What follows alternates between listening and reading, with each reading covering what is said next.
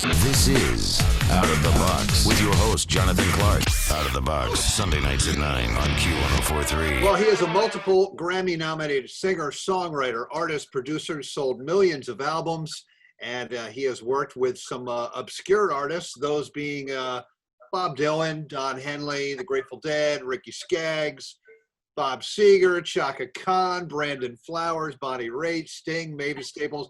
I could go on all afternoon. His new album is Non-Secure Connection.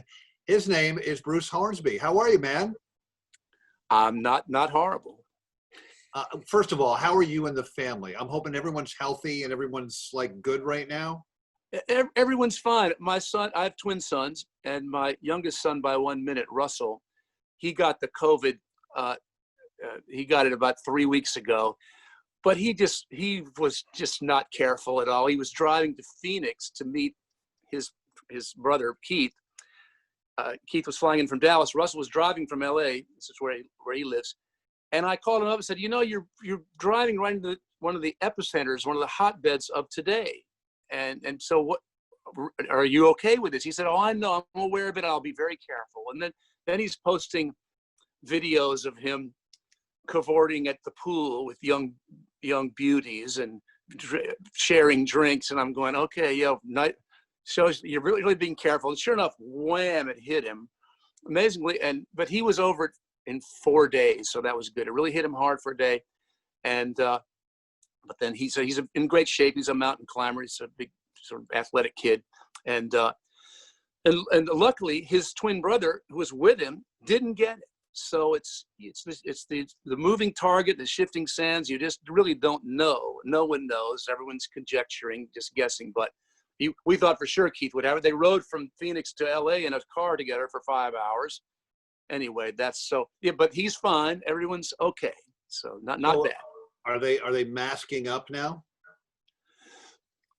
I don't know what they're doing. Look, I try not to be the guy, the dad who's just on their ass all the time. You know, come on, are you doing this? You're doing that. I mean, look, they're grown men. They're 28, so it feels a little late in the game to be that guy. So, hey, you're an adult. Do your thing. That's. Well, I'm glad they're okay and you're okay. My first question, other than that, was, do you still own a radio station? Yes, we do. It's called The Tide. And what is the format and where is it? 92.3 is The Tide on your radio dial. Yeah, that was my sort of. That's your radio jingle? That was my radio spot, my ID tag from the owner. I'm a part owner, and it's what they call the AAA station. I'm not sure what that means anymore. Album adult alternative, maybe. Yeah, something like that. Something like that. Anyway, so yeah, I'm a part owner. I never think about that. It's not part of my life at all. But yes, I am an owner. And Bruce Hornsby's in heavy rotation, I'm sure. They damn sure better be. Now, this is the place where I normally plug the artist and/or band that I'm interviewing tour dates. But yeah.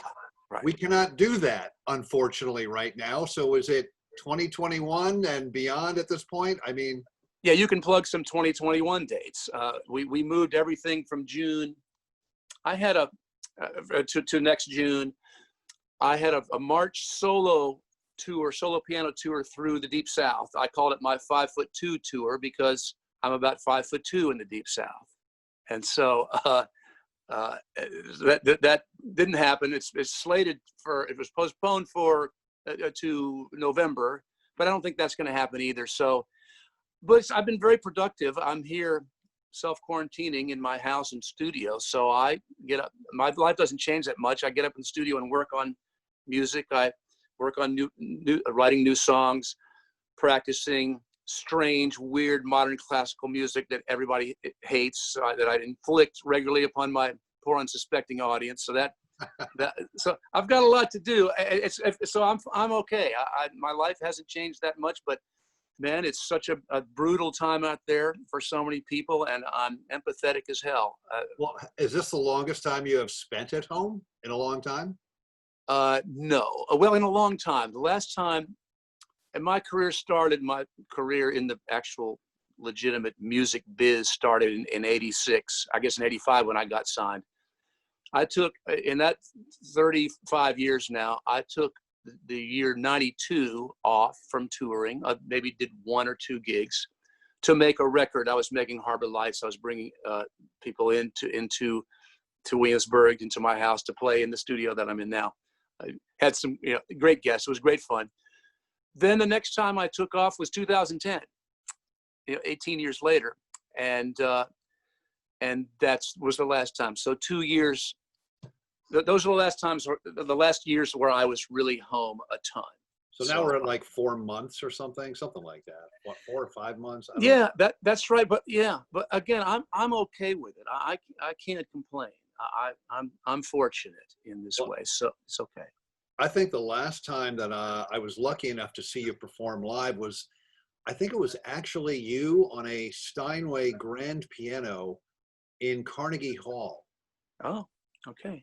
Do you remember? I don't know when that was, several years ago, but it was such a fantastic night. And your music and your piano has always taken me to a different place. And it's definitely somewhere in America.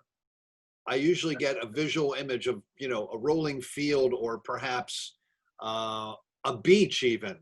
And your music in particular in recent years has gotten more visual for you because you've been doing these things with Spike Lee. I mean, you've done several soundtracks for him. You worked on Black Klansman. You also were working on, and you worked on She's Gotta Have It for the Spike Lee Netflix series. So how'd you hook up with Spike? Was it through basketball or something else? No, but we've been to several Knicks games together through the years. I met him through our mutual friend, Branford Marsalis, in 92. And Branford knew that I was a fan of Spike's, and then he realized that Spike was a fan of mine. So we hooked up, and I asked Spike to make a video for me of an upcoming song from the aforementioned record, Harbor Lights. It's called Talk of the Town. It's a song about the first interracial romance in my town here in Williamsburg, Virginia, and all the consternation it caused among the old guard. And so we made that video, and then he asked me to contribute an end title song for his great 1995 movie Clockers. Shaka Khan and I wrote a song for that movie called Love Me Still, and then it just kept on going. It just kept on developing, and but then it really switched into a higher gear in 2008. He asked me to do a full score for him rather than a song here or contribute a little music to this scene, something he would ask me to do before this. But he asked me to score this documentary he was making for ESPN about the late, great Kobe Bryant. And it's called Kobe Doing Work. It was an in-game film where he was mic'd during the game. And I think this was sort of a test, an audition, de facto audition for me. And I guess he liked it well enough that he continued to hire me for the next 11 years. Now, and so through that 11 years, I wrote probably almost 240 different pieces of music for him. He probably used about 120, about half of those. But a lot of those cues, as we call them, film cues, sounded like a cue is what, like 30 seconds, 60 seconds, like to introduce a scene or something, or? Yes, a cue can be anywhere from 30 seconds or less to 4 or 5 minutes for a long sweeping scene. So a lot of these cues, several of these cues sounded like songs to me, that like they needed to be songs. So 2 or 3 years ago now, I had my engineer put a file together for me of 14 of these cues, and I started writing to these cues. And so that writing led to my record last year, Absolute Zero. And it's, I would say, for obvious reason, Absolute Zero has a fairly much of a cinematic quality, like you were saying. And so this new record, Not Secure Connection, it follows along that same path because I still had a whole bunch of Spike Lee cues that felt like they needed to be songs. And so hence I've continued along that path. This new album, Non-Secure Connection, so many cool people on here. I mean, it's a great list. I mean, Justin Vernon, Bon Iver, Vernon Reid from Living Colour. Amazingly, the late, great Leon Russell. on a song called Anything Can Happen. That was an album you did with Leon back in the 90s. So I read that there was like a demo lying around or something. So you had this song with Leon. Tell me about the Leon song on the new album. So I got him a deal. He asked me to help him sort of make a comeback, whatever. And so I got him a deal at Virgin Records in 1990. We made a record in 91. I believe it came out in 92. And so we started working together at his house. Actually, I went and rode around and with him on his bus in the Northeast. He played Stevens Talk House on Long Island. Oh, man. You know the place. And maybe, yeah. And yeah, exactly. Up in Portland, Maine, various places. And we'd ride around at night. He had some keyboards and we'd start fooling around and working on some music together. So then we started working at his house, and he had a studio in his house. And so at one point he's sitting there and I'm sitting there. He says, hey, Bruce, write me a Barry White track. So I'm thinking, well, okay. Barry White. Okay. I know he likes minor ninth chords. So kind of jazzy chords. So I started doing this thing and putting this together. So I put together this track, played it for him, and he says, okay. Then he hands me this red notebook. He says, okay, find me some lyrics to sing. This notebook was filled with lyrics he had written. So another odd assignment. I'm going, well, okay, how do I do this?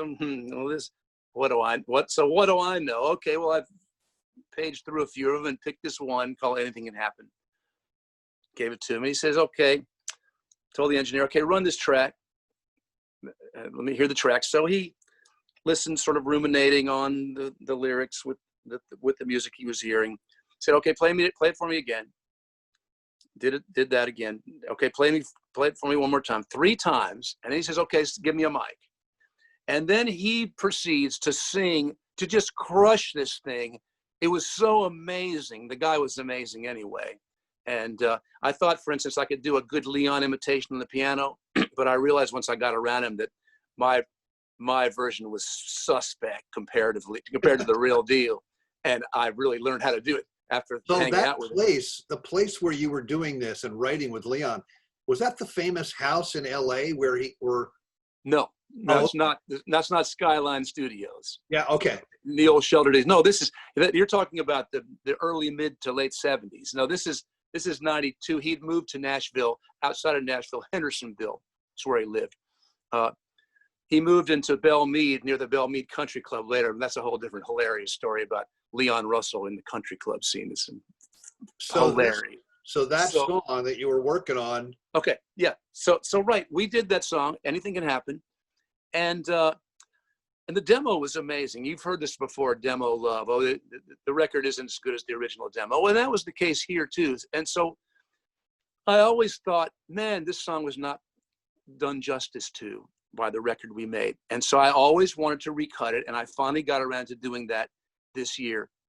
Hence the Leon Russell Hornsby thing. You know, Leon Russell, his real name was Russell Ridges.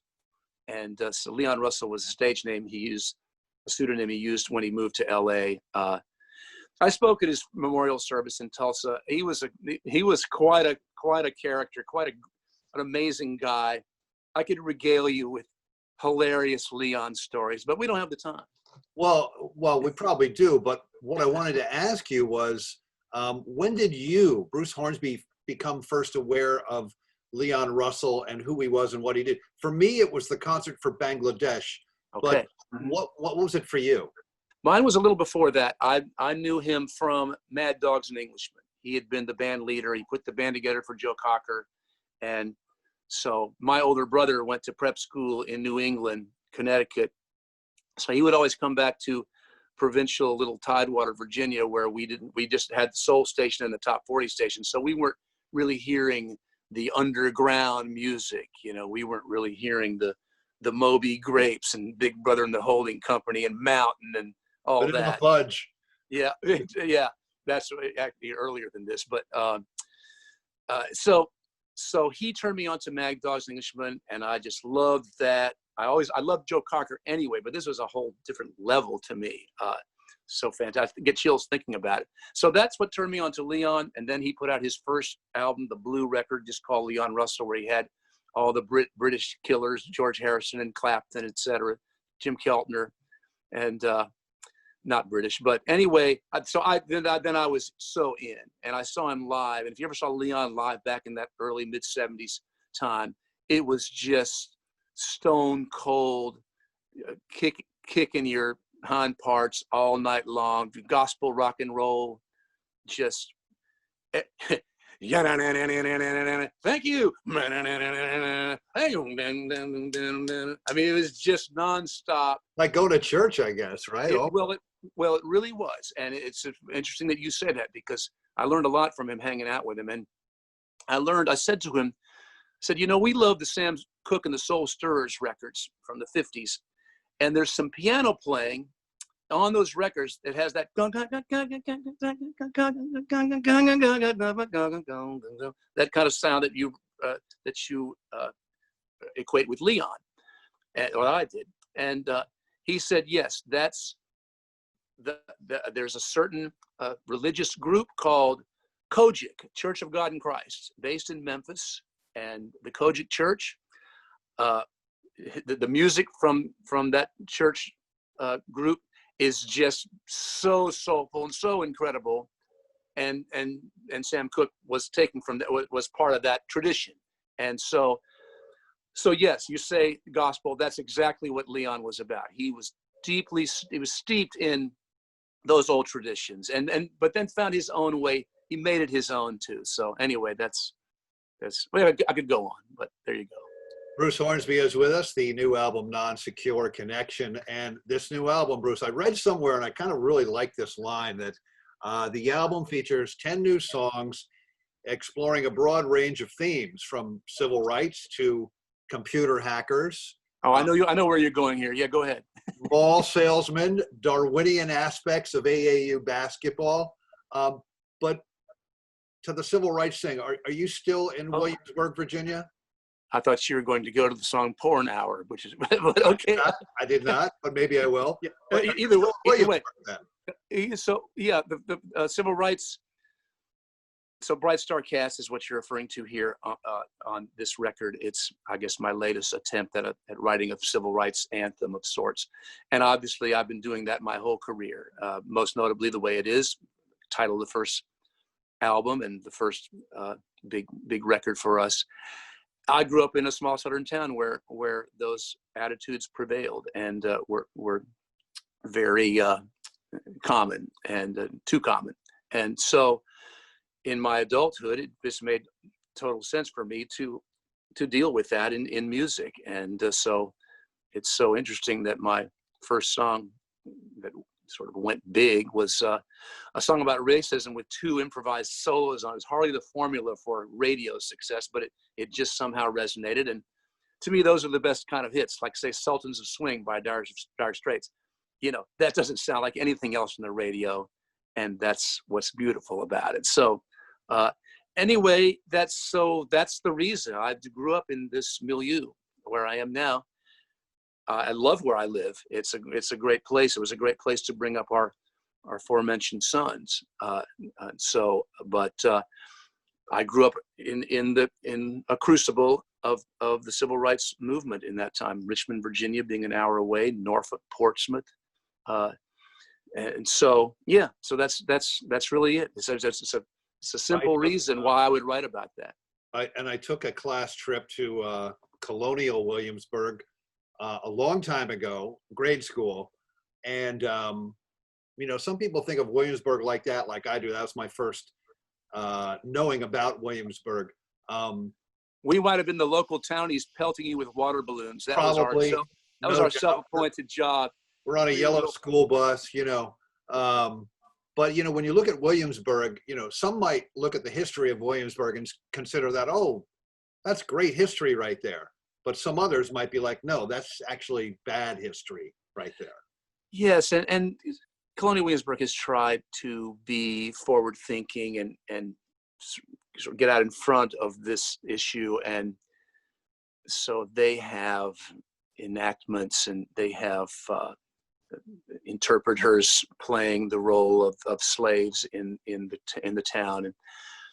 But it's fraught with peril dealing with this. I mean, there's probably no good way to deal with it that's acceptable. So I think they have a tough challenge there, and most likely they have not quite done it to the satisfaction of people who would howl in protest. And I get that completely. So, but they are trying, and I don't know. But right now, BLM protests abound along Duke of Gloucester Street from the Capitol to William and Mary, which is they're the bookends of the main drag there. That was the main colonial street, Duke of Gloucester Street again. So yeah, that's you're absolutely right in your assessment about CW, as we call it. It's yeah, we have a charged past. We have it's our past. A lot of people like to sort of whitewash it, literally, I guess. Man, I just don't think it's the right way to do it. I love my country. I feel like I'm totally patriotic, but I think being patriotic comes with the necessity to see things clearly and to call things what they are. And so what we're going through now, I think of it as a Bull Connor moment, in the sense that in 1964, during the height of the civil rights era, historically, Bull Connor was the Birmingham police chief who turned the hoses on the protesters in Birmingham. And unfortunately for Bull and all his like-minded cronies, this was filmed, and it came out that night or very soon that on the evening news. Cronkite, Huntley, Brinkley, whoever it was. And so this went out to America. And this was the first time that the mass of America saw the horror of what was happening to Black people in the South and everywhere. And so, and within months, that was the catalyst to me for LBJ being able to get the Civil Rights Act passed in '64. And I referenced that in my song, The Way It Is. They passed a law in '64, etc. And so this is that Bull Connor moment now, because the George Floyd tragedy was filmed and it was disseminated instantly throughout the world, just like that was in '64. And people are horrified by it. And it finally touched the indifferent masses who have been seeing this happen for years. Trayvon Martin, you can keep naming the names. Philando Castile, maybe his name. Anyways, so many. And so so this is that Bull Connor moment to me now, because it's galvanized the public, and finally there's a movement for justice.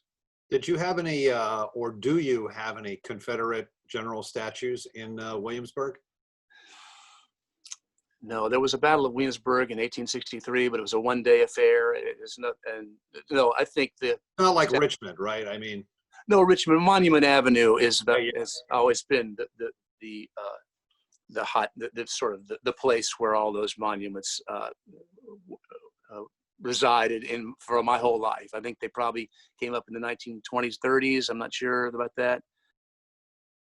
So yeah, that's another conversation. Bruce is with us. His new album, Non-Secure Connection. Bruce, the gym that I go to has been closed since March. I still get to exercise in Central Park, which is great. But the real drag is that my gym has a full-length, awesome hardwood basketball floor. And I love to play basketball. Do you still play? Do I still play? No, Still play. I do not play, but I do. I have a son who plays. He's a pro. He's been a pro for he's going on 5 years now in Europe. Oh, wow. Where? Oh, yeah. Keith Hornsby played at LSU. He started his last 2 years at LSU and had a great career, great college career. And he went to the Dallas Mavericks. He was signed as a free agent for the Mavericks training camp and didn't make the team. Had one great preseason game where he got a game ball that we have in there against the Thunder. Then he spent the next 3 years in the NBA D League, and had an incredible year last year. Had a shot 49.1% from three for the year. Crazy good. Still couldn't get a call up. Finally realized time to go to Europe. So he went to Poland last year, and we'll continue somewhere this next year. So when he comes home, I still will chase his bricks around, rebounding for him. And of course, as time goes on, there are fewer and fewer bricks. He can really shoot it, as you can see from 49-1. That's a crazy stat. So that's all I do. That's enough. But I played all the way up until my mid-50s, after a fashion, we had the no paint game for people who make their living with their hands. It's really stupid to go in and grind and block out and go to the boards. And so that's the way we played. We played that way since our late 30s, frankly. Well, I brought this up because I read somewhere that you played one-on-one against Allen Iverson. Yeah. Yes, that's right. I don't talk about that because it's sort of not believable. It sounds like, oh yeah, there's no way this happened. So yeah, I did play him, and I must have caught him on a bad day. I was making everything. We were also playing the no paint game, so that probably clipped his wings a little bit. He was sort of on our turf, our territory. So yes, the next year, I had his dorm room number at Georgetown, and so when he would torch St. John's for 35 his freshman year, I would call him up and say, "Hey Chuck," because that's his nickname. "Hey Chuck, you may be killing these young college guys, but what are you going to do about some 38-year-old piano player, man?" So he would howl in laughter and go, "Yeah, okay, all right." So look, he's a beautiful person, and I've loved knowing him through the years, and his mom, Ann, great family. And so, yes, that really happened. The Philadelphia Daily News, a writer there named Phil Jasner, wrote an article about this in the late 90s, maybe in early 2000s. And he did catch up with Chuck and asked him. So the article, I give my account, and then the article goes on to say, it ends with this: when asked about the one-on-one with Hornsby, Iverson flashed his trademark wide grin and said, "I let him have that one." so instantly legitimizing the story. It shows that it did happen. So. Well, the headline. And who knows? There, maybe you did let me win. Who cares? Right. You beat Allen Iverson one-on-one. That's the headline. Come on. Well, yeah, but it shouldn't be. I feel it's idiotic to me. People always make something of it, and I just as soon, just let it go on by, because, it doesn't mean anything to me. It's just something that happened. There were lots of witnesses, but that's all. That's it. You toured with the Grateful Dead over 100 shows, I think. I saw a few of them. Luckily, I saw a few of those shows with you on keyboards. Do you remember them? Yes. No, I wasn't. Yeah, I was conscious.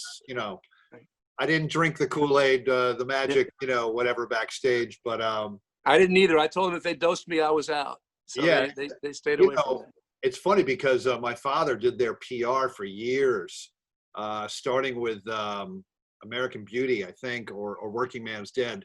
But when he took me to the first Grateful Dead concert a long time ago, he said, "Listen, we're going to go backstage. We might meet Jerry, we might Bob or whatever, but listen, whatever you do not drink anything backstage." Yeah, that's probably good advice. Yeah. Yeah. You did about 100 shows with those guys, including the Fare Thee Well shows in 2015 in Chicago and San Francisco. Do you think playing with them changed the way that you create your own music then and through the years till now? Well, I've been asked that a lot, and so I have my standard answer, which is not what people expect. I grew up being really interested in jazz music and improvising music, being an improviser. And so I went through that whole discipline of learning all the Bud Powell and Bill Evans and McCoy Tyner and Herbie Hancock and Chick Corea and Keith Jarrett and on and on and on. And I was well-versed. So I was well-versed in a very loose improvisatory way of performing music.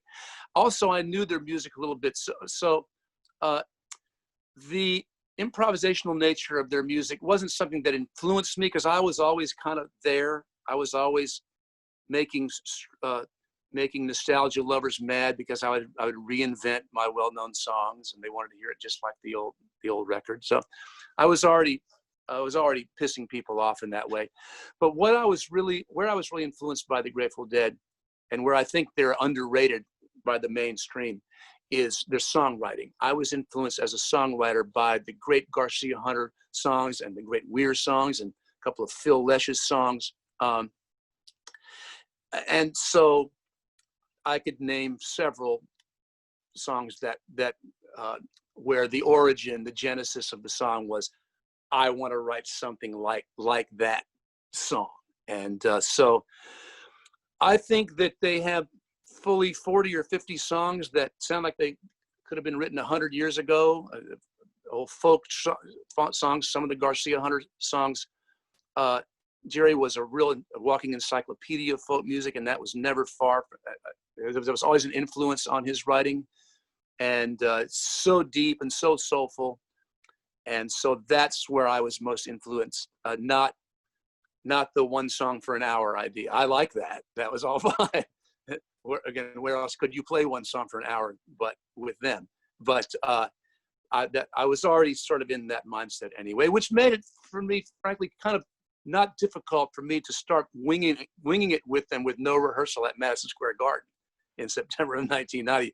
That was crazy and wild, but beautiful. And I didn't feel ill at ease. I felt sort of at home doing it, because I knew the music and I knew the approach.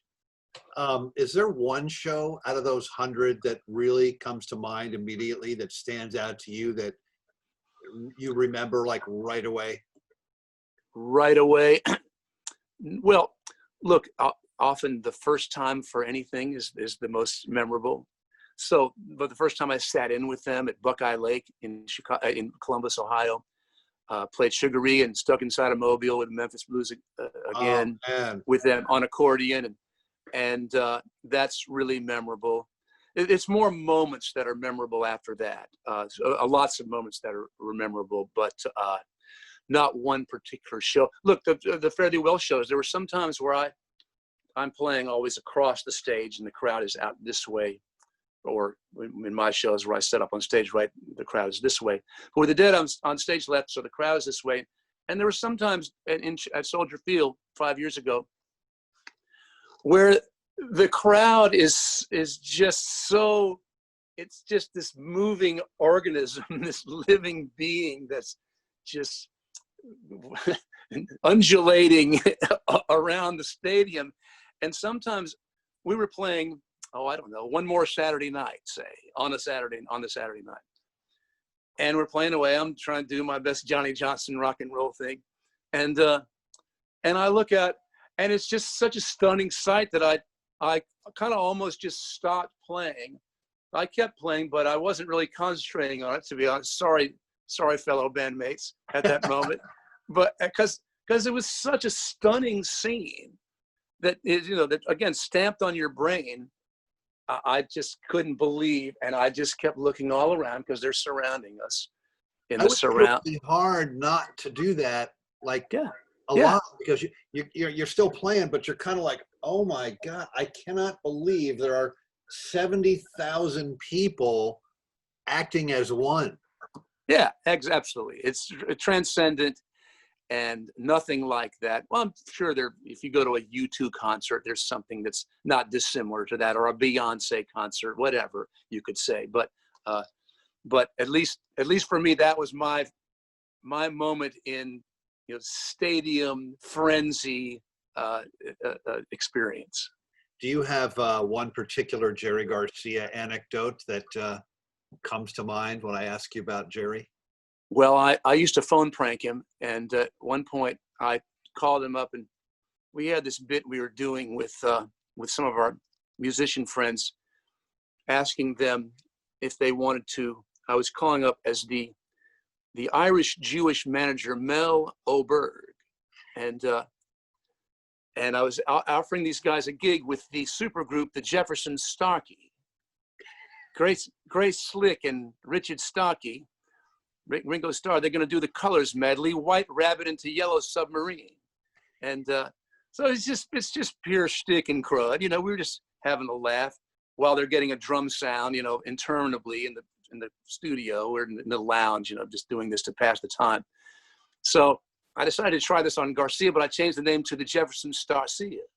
And so, so I had him going with that for a minute before I let him in. I did that a good bit here and there through the years until finally he knew he got it. So the only way I could get him would be to imitate him. Hey, far out. Hey, too much. Hey, and then that really flummoxed him.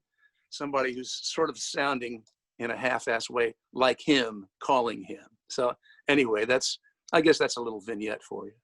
Bruce Hornsby is with us. Non-Secure Connection, the new album. Were you a fan of, or are you still a fan of Dave Grusin? Yeah, you know, not so much. I was more of I guess you could say I was sort of the jazz snob type. I liked the sort of you know, what people call the true jazz, you know. So I was not so much, look, I respect the playing is great. I don't know which Grusin did that, but one of the Grusins composed the score for the movie The Firm, you know, the John Grisham novel, Tom Cruise movie. Yeah, I love that. Man, it's so great. It's just groove, and it's just fantastic playing. So frankly, I'm kind of full of beans for not really dealing with that music. I guess what some people call, sometimes in a pejorative manner, they call it smooth jazz. But those guys, you know, Grusin and Bob James, they were the sort of the originators of that kind of music. And but I don't want to paint them with that smooth jazz brush because man, those Grusin guys, they can flat play. They're just killers. And I don't know the music well enough, but I do know that Firm. Yeah, that Firm soundtrack is great. I love it. It's just fantastic. So, so no, I didn't deal with them because I was too busy dealing with the chordal harmony of McCoy on those Coltrane records, or Keith's sort of folk musings, then into some crazy atonal flight of fancy, and Chick Corea's incredible Latin groove, and his crazy modern swing record, Now He Sings, Now He Sobs. Oh, I could go on. So yes.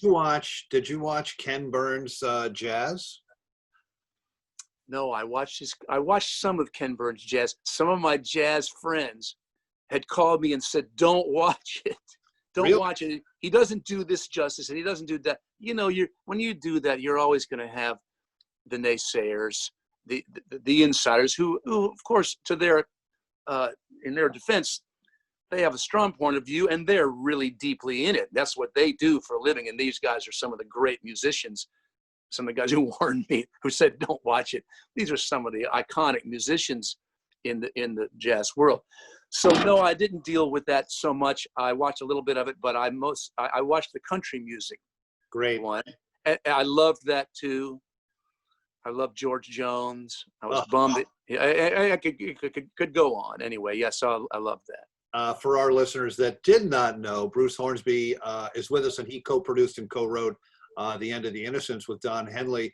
That song and The Way It Is still getting played all around the world to this day. And I'm just wondering, when Bruce Hornsby walks into a supermarket or a gas station or a deli, and you hear that's one of those songs or some of your other songs on the radio, streaming, whatever, what's the thought process? You're like, oh, that's cool, and then you just go on, or you're like, do you actually stop and maybe listen? Well, to be honest, if it's one of my records, Don's is different because he's the singer. To be honest, on my records, it reiterates my feeling that I'm not much of a fan of that singer or those records. I feel it's developed from there, hopefully in a good way. And so I hear that and I go, yeah, oh well, oh well, too bad. You know, I talked about the demo being better than the record, you know, that sort of thing. It's just sort of, I do have regrets. So to be honest, when I hear the records, I basically can't help but hear all the things I wish were better about it. I know that sounds goofy, but that's just the fact of the matter. And so I probably don't stay and listen. I know it pretty well. talk about stamped on your brain, you know. People ask me what making a record is like. My standard answer is, imagine somebody, take your all-time favorite song in the world that you love more than anything else, and imagine somebody straps you into a chair and makes you listen to that song 1,000 times in a row. Well, at least a couple of things would happen. One, you'd never want to hear it again. You'd be cured of the song. And two, you'd be numb to it. And that's what making a record is like when you're considering something in depth and ruminating on, well, could this be better? Oh, let's try this, let's try that. So you end up hearing the song so much. And to try to, the end of any record is the hardest part, because you've heard it and you're kind of burnt with it. You're really through with it. You're sort of numb to it. But you have to try to retain a sense of objectivity in the face of that massive repetition. It's incredibly difficult, at least for my sorry ass. And so, that's my excuse, I guess. Maybe. Yeah, look, that's. I went off on a tangent. When I'm in the supermarket and I hear Every Little Kiss, you know, I don't care. I'm okay. I'm okay. But it's not. I like the way I do it now, to be honest. Okay, so that's Bruce Hornsby with us. The new album, Non-Secure Connection. I want to play the song that I've been playing on the show, Bruce. It's My Resolve. Oh yeah. James Mercer of the Shins helped you out with this one. Tell us about this song, and then we'll play it. Well, My Resolve is a song about the ups and downs of the creative life, what I was just referring to, sort of pushing the rock up the hill, pushing the, I think I got a tiger by the tail here. I got something I like, and work on it. Oh, why is it still terrible? You know, that's the creative version of the rock rolling back down the hill. Was that the Greek mythology, Sisyphus or something? Yeah, it's Sisyphus. Yeah, it's the Sisyphean tale of the ups and downs of the creative life. Sisyphus, who was made to, that was his sentence for being sort of a terrible king of Corinth or whatever. And so that's the song.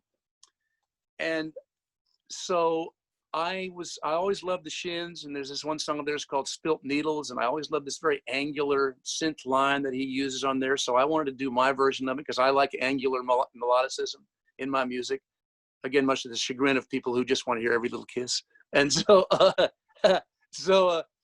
so I decided to do this. I wrote this little part, and I thought, man, it's not like this is like the Shins, but it's definitely influenced by them. I'd like to sing this with a fellow creative climber, you know, so to speak. And so I said, well, what the hell? I've never met this guy, but I love him. I love his music. And so we reached out through the channels to James Mercer. And he got back after he'd heard the song and said, yes, I want to do it. And so then he did a little bit. I liked what he did. I said, hey, I like what you did. I'm fine if that's all you want to do, but I'd also love to hear you try this section and this section, this section. And when I sent it back to him, and he heard what I'd done with what he'd given me previously, I guess he liked it enough, and he just went and did everything else. And so it's a true duet now. And look, I love doing that. I hope to. We've talked on the phone several times, so now I guess we're kind of friends, and I hope someday we'll get to do this live. That would be a big moment for me because I love James Mercer. I love the Shins. Well, that's what I just can't wait. I mean, and I've interviewed a lot of bands and artists over the last couple months, and they have all said the same thing about 2021. The entire planet will be on tour in 2021, and each band will release 2 albums between now and then. Well, that's happened to me. Exactly what you're saying has been my experience because I had all this time. And I decided to write the next record, or at least try to. And so we'll be going to LA and to work on recording, adding to what I've already started at some point soon. Pandemic notwithstanding, depending on what's happening with all that in LA. But that's absolutely true. That will be true for me too. Although this is the first time I put out records in subsequent years of all new material in my career. in back-to-back years. This time, Absolute Zero, and now Non-Secure Connection. So, but hell, it could be 3 and 3 because I've got prolific, baby. You're prolific. That's just what I like to do. I'm really fortunate that my hobby, my true love, other than my first wife, is music, and so I'm lucky to be able to make my living doing working on my passion. That's great. Bruce Hornsby is with us. The new album is gorgeous. It's beautiful. Everyone should go out and get it. It's called Non-Secure Connection. Bruce, hype it. I want to see you on a stage in New York City, man. I just can't wait. I'd love to as well. Last year, we decided to play a small place in Brooklyn called National Sawdust, and we played with our new cohorts, Y Music. They're sort of the leader of the group, I guess, and their arranger, orchestrator is a guy named Rob Moose, and he's become, I've finally found my Paul Buckmaster. Paul Buckmaster was the guy who did all the great orchestrations for the early Elton John records. And so Moose is my Buckmaster. Aesthetically, we're just locked.